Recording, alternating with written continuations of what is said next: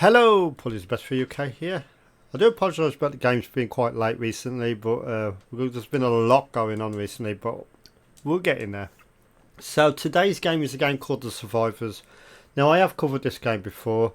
You might have noticed that if you're a long-term subscriber. If you haven't, if you search my channel, you'll probably find it somewhere in the history of my channel. But yeah, this is a game called Survivors. I first played this on a Crash, was it Crash magazine, or maybe it was your Sinclair cover tape. It was included free, the entire game. They did that a lot back then. But yet this is the fight Survivors.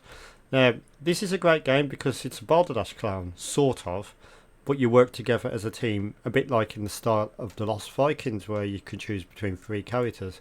So let's load up the game. I'm going to insert it on the 48 model this time. So let's get the game. I'm just inserting the virtual cassette here.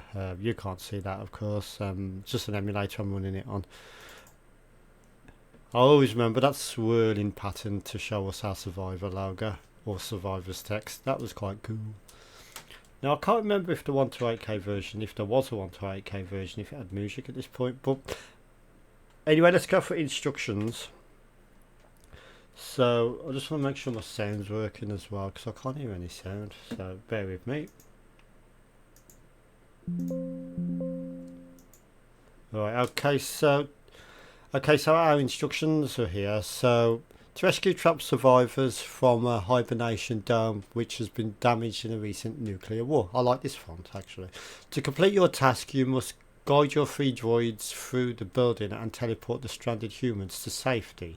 The three droids each have different functions. Droid 1 digs through Earth, 2 teleports humans to safety, 3 moves obstruction rocks. So you can see the sort of likeness to the Lost Vikings in a way.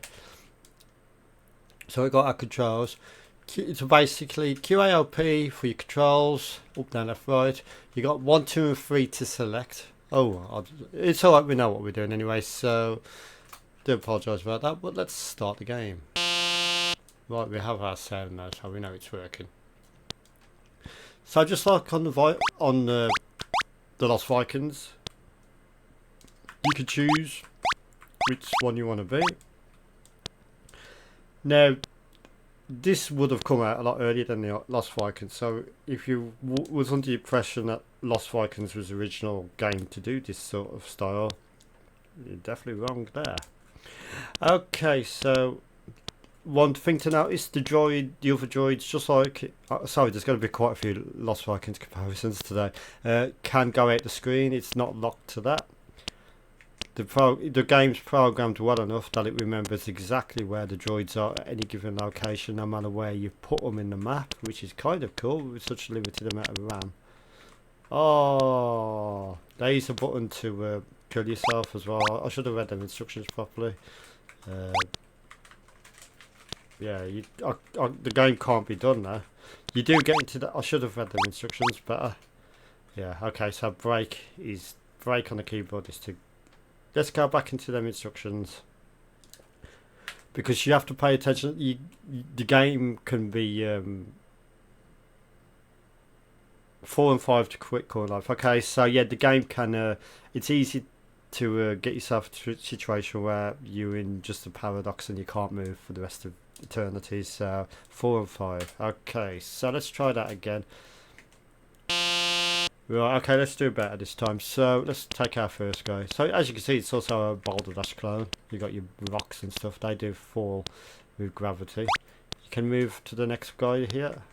Now, one thing you notice, he cannot dig down. He can follow where he goes, but he can't dig through the earth.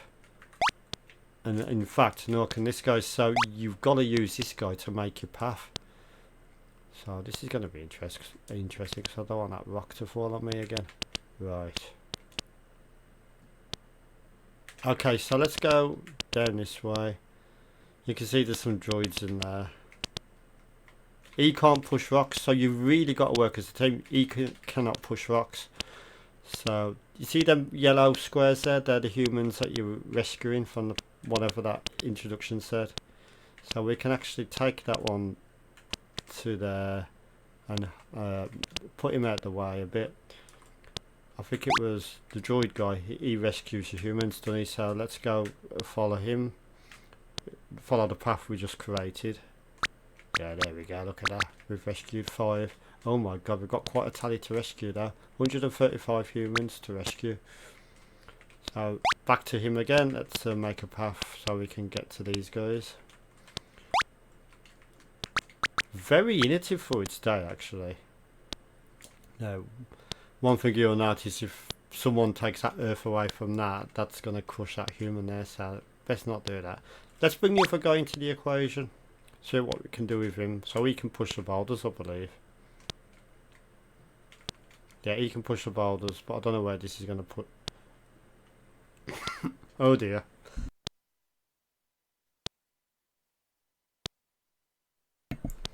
So yeah, you've really got to think puzzle, because if I push this rock off this edge there, it's going to kill one of them humans in it. Shall we try it? Do you want me to? No, it hasn't killed him actually. It just could be an impossible situation where you can't get down there again. I don't know, because I don't know the map. Does it have a map button? No, I don't think it does.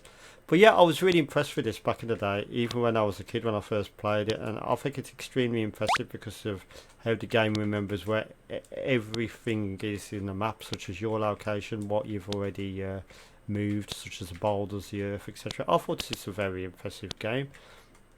And you have to really work as a team. Just yourself. I don't mean like a 2-player game. You're still on yourself, but you like sort of use your own sort of logic, sort of on thought process to try and get through in the game. So obviously, let's rescue these. These green droids are going to destroy this, I think. Oh shit. Oh no, it just took a bit of its power. Ah, okay, so we got our power meters there, I've just remembered. See on the top right there, you see the middle one's lost a bit because we did actually collide with one of them green droids there. So let's move this guy. Let's get in a path to that.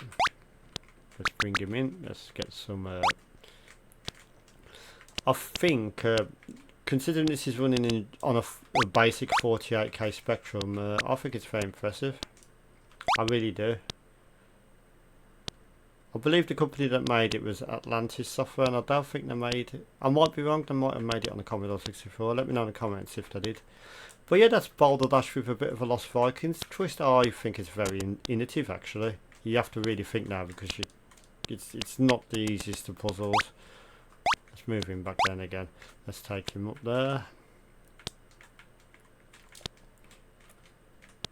Yeah, I can play on this for hours actually. Move him. Let's move the guy who can move the earth. Oh, just put it there for now. And move him across. There we go, look at that. And that stopped the boulders coming down here as well, I think. So now we can rescue him as well. So we can now get out. The quota of how many you've got to rescue is quite high now, 135. We've only done 29 so far, so it's quite a challenge for the first level. So what do you think of Survivors? Would it be a game you play? It's got, if you're a fan of Lost Vikings, I highly recommend it. And yeah, I'm going to give that one 10 out of 10. Absolutely superb. I think it's just groundbreaking for the time. So thank you for watching. Have a pleasant evening, and I'll see you in the next video. Goodbye.